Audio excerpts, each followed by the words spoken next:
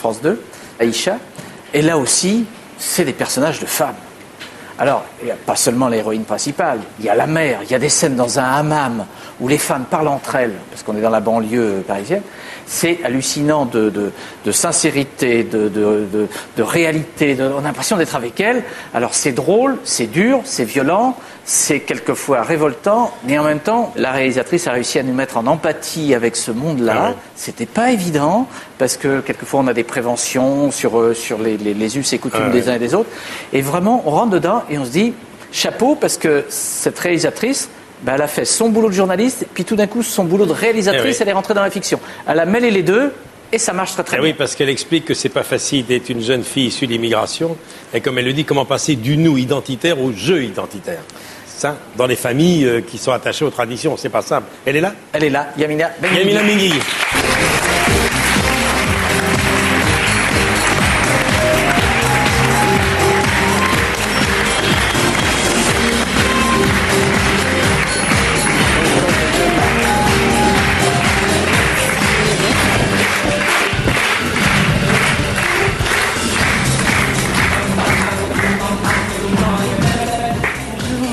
Venez là. Bonjour, heureux de vous accueillir. Venez, merci beaucoup. Aïcha, avec une révélation déjà, comme actrice. Quelqu'un qu'on connaît sur scène, qui est magnifique. Qui est magnifique. Qui s'appelle Sophia Essaïdi. Qu'on a connu à la Starac, qu'on a connu Cléopâtre. La mère, la tante, les femmes dans la main. Mais c'est incroyable, on a l'impression d'être là. Oui. Non, mais c'est vrai que je viens du documentaire, oui. Et que... Après avoir fait Femmes d'Islam, etc., j'avais comme ça, au milieu de ces femmes, souvent de la tragicomédie.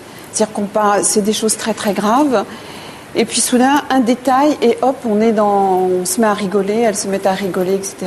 Et c'est vrai que c'était un sujet pas évident, le quotidien de la banlieue, vu à travers un gynécée de femmes et à travers une héroïne qui a juste envie de passer le périphérique. Et qui est coincé entre deux cultures. Et on n'imagine pas à quel point aller de l'autre côté du périph', parce qu'aujourd'hui on est dans un ghetto réel. Je veux dire, depuis une trentaine d'années, les banlieues, on ne peut plus s'en sortir. Et c'est très drôle parce qu'on ne dira pas à la fin. Oui. Mais le sourire de fin et le hochement de tête de fin de Aïcha, c'est formidable parce qu'on comprend sa boucle, cet itinéraire d'une femme qui est employée dans un garage, qui veut partir, quitter cette famille qui est insupportable par moment, parce qu'elle en a marre. Qui habite dans la tour 216. Et voir comment elle essaie de se débrouiller. Elle a un frère qui fait des études. Elle a un père, Amidou, bonheur de le retrouver, lui. Oui, c'est un acteur qu'on ne voit pas assez souvent. D'ailleurs, c'est quand même l'éloge des femmes que vous faites. Oui, même si elles sont dures entre elles, c'est quelque chose que... Mais c'est vrai que de toute façon... à un moment donné, tout passe par les femmes. Je veux dire, l'éducation des enfants, couper les traditions, celles qui vont perpétuer les traditions, tout cela à 3 minutes de Paris. Et ce que j'avais envie de raconter, c'était l'énergie d'une jeune fille qui a effectivement cette idée elle est dans le jeu. C'est ça l'enracinement de toutes ces familles immigrées. C'est qu'à un moment donné, le grand bouleversement, c'est de penser à soi et de se dire, moi j'ai un objectif personnel, mais pas avec le groupe. Mais le groupe, il est toujours là, c'est l'œil de Moscou en permanence. Et le groupe la rattrape, et alors on va voir un extrait. Justement, on va le citer parce qu'il y a une fille qui est tombée enceinte dans la cité. Oui, et alors Aïcha, elle apprend de sa mère qu'il va falloir qu'elle aille se faire établir un certificat. Vous allez comprendre avec l'extrait. Bonjour maman. Ça va Kika, ça va mieux? Aïcha, c'est toi. Aujourd'hui, tu vas voir le docteur à coca avec Nejma. Pour faire le certificat de la virginité. Quoi? Le certificat de virginité, t'as compris? Moi? Mais attends, qu'est-ce que j'ai fait? Pourquoi moi? Attends, on n'a rien fait, non? Pour l'honneur de ton père. Et tous les voisins, et c'est parti jusqu'à Constantine. Attends, stop. C'est pour qui ce certificat que tu me C'est pour tout le monde, le certificat! Tout le monde! Comment ça, c'est pour tout le monde? Et qu'est-ce que vous allez faire avec ce certificat? Vous allez faire quoi? Vous allez le prendre à la main? Vous allez aller au marché? Vous allez le montrer à vos copines? Regardez ma fille, elle a un hymen intact, elle vaut de l'or! Tais-toi! Non mais vous êtes complètement hystérique, là! Et tu te prends pour une femme moderne, toi? Mais regarde, là! Mais tu crois que tu vas avoir ton permis avec cette mentalité-là? Avec tes médicaments périmés? Mais va le voir toi, le docteur à coca! Vous êtes complètement folle, hein? Avec 20 ans! Oui, je me casse!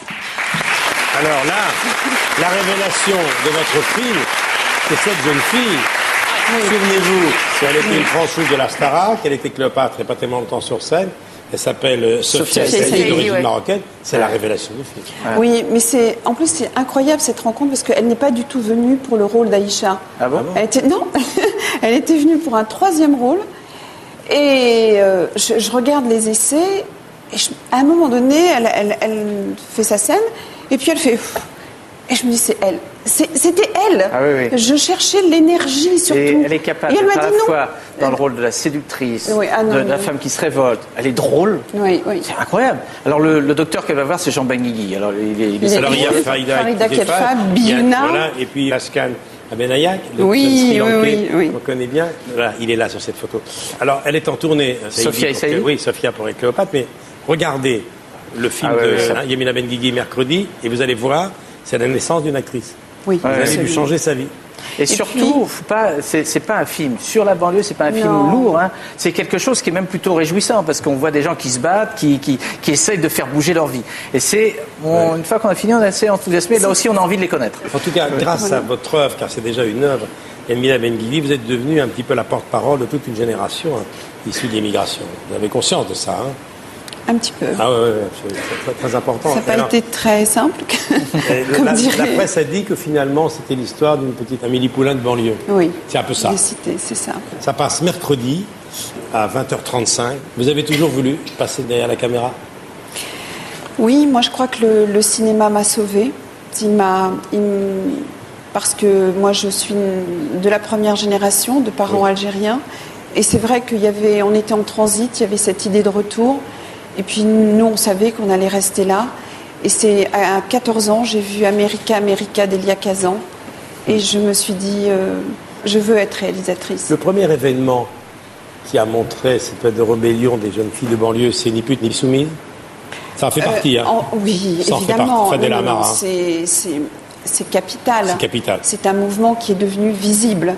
Alors que même si on était entre nous comme ça à essayer de vrai, mais elle a fait quelque chose d'incroyable en actant les choses comme ça et en prenant conscience de ce qui se passait sur ces jeunes filles. Mais c'est vrai que voilà, c'est l'histoire d'Aïcha, c'est-à-dire qu'il n'y a pas de mur, c'est une Sherazade des temps modernes. On doit toujours, tous les jours, trouver des solutions parce qu'il y a cette double culture et qu'on fait avec.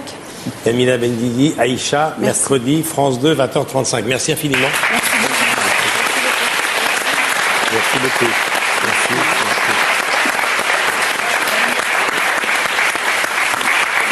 Je ne voudrais pas être flagorneur, mais quand même, il y a des choses formidables sur notre chaîne. Hein.